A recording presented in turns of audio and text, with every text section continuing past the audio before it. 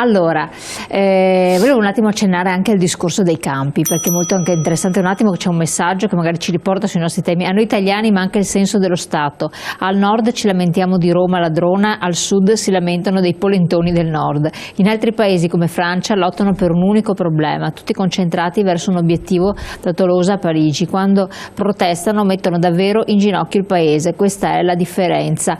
No, ma è interessante questo messaggio qui, perché anche per gli scandali di cui accennava prima Maria, non mi ricordo se Danilo, effettivamente ci sono stati gli scandali praticamente dei denari, no, depositati in queste isole, questi paradisi, no? Paradisi fiscali, sì. Esatto. In alcuni paesi dove è successo questo fatto, in Inghilterra ma anche in Norvegia, sono trasaliti, ci sono state manifestazioni di piazza importantissime. Se si guarda sul web, perché la televisione non le rende note, ci sono state manifestazioni molto pesanti, sono scandali di una portata pazzesca. Sì, c'è quasi la rassegnazione, no? Da noi proprio quasi la rassegnazione. Abbiamo scandali peggiori di quelli, perché poi se andiamo a vedere molto peggio di quello che è venuto fuori, poi da noi i nomi sono addirittura nelle province. C'è l'assegnazione, è così un po' per tutto, cioè anche voi dite, noi facciamo una manifestazione il 19 adesso a Roma, lo racconti in un altro paese, metti la raccontalo in Francia, ci deve essere un movimento di popolo, perché qui stanno toccando dei diritti costituzionalmente garantiti, vanno a rimettere mano, e invece c'è una sorta di sì vabbè, ma tanto non cambia però, niente. Ecco, io credo che però questo argomento introduce quello di cui adesso parlerà Danilo, infatti allora adesso perché è dalle vedere. piccole cose che noi possiamo cambiare il mondo, cambiare le grandi cose, ecco. Allora dai, quello che lo SPI sta facendo. Su questa partita sono molto sensibile da sempre, per la verità. C'è una forma di assuefazione, questo indubbiamente è vero, sul piano sociale, anche sul piano politico, la gente che non va più a votare, cioè c'è una forma di disinnamoramento nel nostro paese, ma esiste anche una forma di reazione. Ora, noi abbiamo proclamato dopo lungo tempo, abbiamo proclamato la manifestazione del 2 di aprile. Abbiamo espresso un giudizio altamente positivo su come è riuscita quella manifestazione, e per la presenza dei lavoratori e per la presenza dei giovani, oltre che per la tradizionale presenza dei pensionati. Che erano in minoranza. Noi abbiamo proclamato per il 19 di maggio, come abbiamo detto, lei lo sa che 30 pullman dello SPI del Veneto sono già pieni? Sono già pieni, non abbiamo avuto problemi nel trovare la gente perché venga con noi il 19, per cui nessun problema, cioè c'è una forma anche di reazione. Forse non c'è una forma di ribellione, ma il punto allora dove sta? Sta in un altro tipo di denuncia che noi facciamo. Quando noi diciamo per esempio che l'Italia è un paese fra i più corrotti del mondo, perché la corruzione in Italia è stata valutata in un movimento di circa 60 miliardi all'anno vengono spesi per la corruzione, e il nostro Veneto per la corruzione la sta dicendo tutta in queste ore, perché è iniziato il processo del Mose da un po' di ore a questa parte, e lei vede per esempio che si è riproposta tutta la questione dei vari personaggi, è vero, purtroppo pubblici, oltre che politici o di altra natura, che sono stati coinvolti. Questa denuncia che abbiamo letto sui giornali stamattina da parte del Tribunale di Milano è vero nei confronti di Milanesi, che ha preso 500.000 euro di mazzetta da parte di Massacurati, è stato condannato a anni 2 anni e mezzo, mi pare, di reclusione. Milanese era il braccio operativo del ministro Tremonti all'epoca, cioè per cui questo connubio fra, come dire, mafia, malaffare, corruzione, politica, cosa pubblica, è indubbiamente un fenomeno.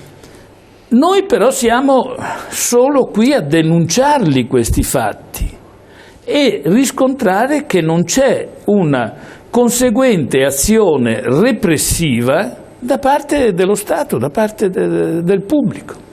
Un pochino, lei si pensi, io sento il governo dire nel corso del 2015 abbiamo portato a casa 15 miliardi frutto della lotta all'evasione fiscale.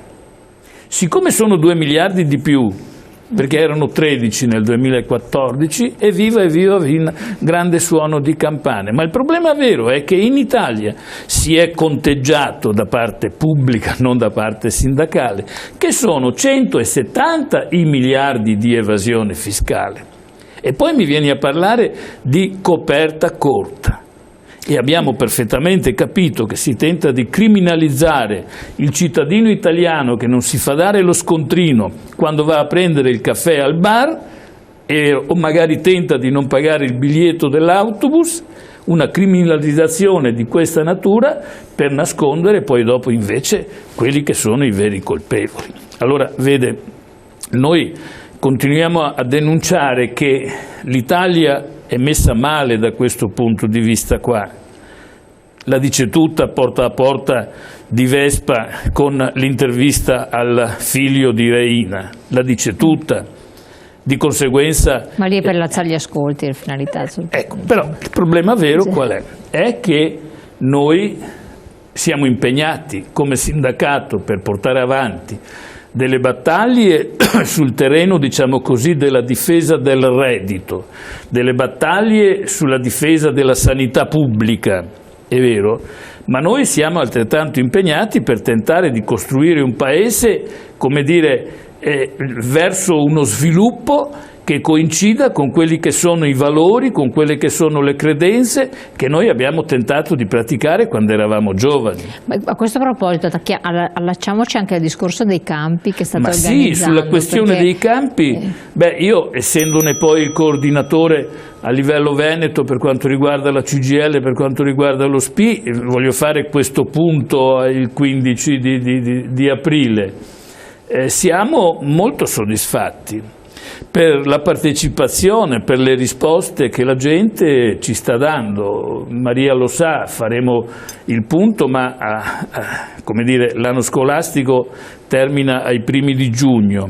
Noi stiamo andando nelle scuole. Noi stiamo andando nelle scuole in oltre 40 istituti della nostra regione.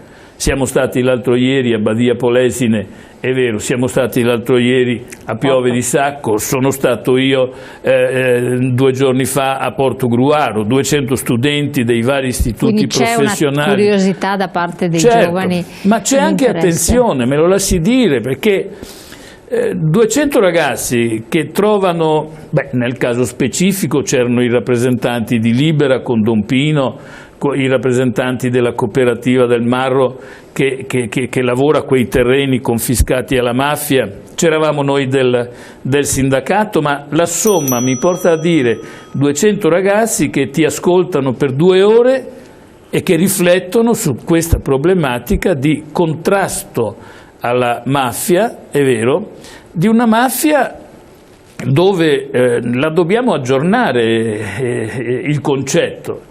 La mafia sta al sud, purtroppo non è vero. Leggo anche questo messaggio, ne stanno arrivando anche altri, però sto buonismo non lo capisco. Aiutare tutti ma senza impoverire chi già fa fatica, lavorando una vita e merita i soldi che gli spetta. Dopo vengono loro, non è razzismo. E comunque, visto che i soldi sono di noi italiani, il nostro amico Renzi dovrebbe prima chiedere ma siamo alle solite. Lui risponde a chi è stato eletto, quindi non a noi. E prima c'era un lavoratore di 50 anni che non trova lavoro, non un lavoratore, un disoccupato, non trova lavoro né niente, non riesce a mantenersi, non ha nessun diritto, non ha nessun tipo di supporto, e diceva agli stranieri invece almeno quei 202,50 euro al giorno li portano a casa. Questo è un po' commento di quello che lei diceva prima.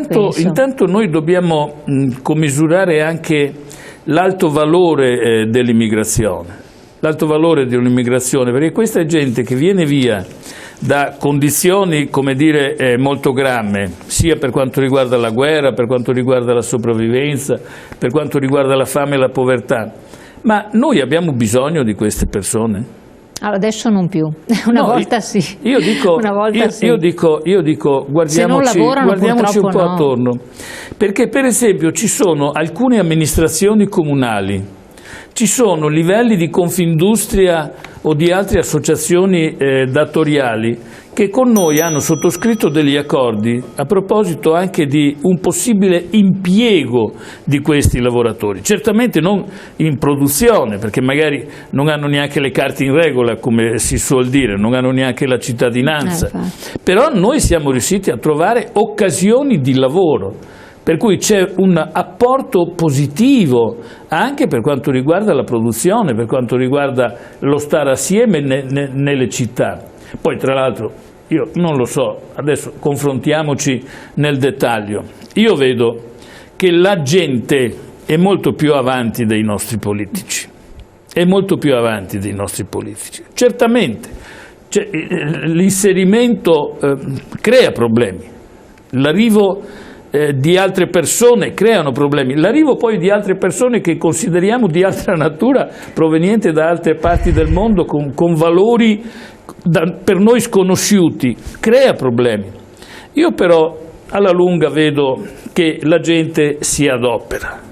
L'accoglienza è molto più presente fra la gente, fra la povera gente magari, che se non quella che poi si tenta di incuneare con i ragionamenti. Perché ci sono delle amministrazioni comunali, tra l'altro mica tutte di sinistra, sa? No, anzi, mi lasci dire, per uno come me, che molte volte troviamo riscontro maggiore da parte di forze politiche non tradizionalmente di sinistra, che con noi dialoga su questi aspetti. Noi abbiamo fatto degli accordi con delle amministrazioni comunali dove questi ragazzi, questi giovani, vengono impiegati, trovano un lavoro, fanno delle pulizie, fanno dei lavori cosiddetti socialmente utili, fanno quei lavori che molte volte noi italiani non facciamo più.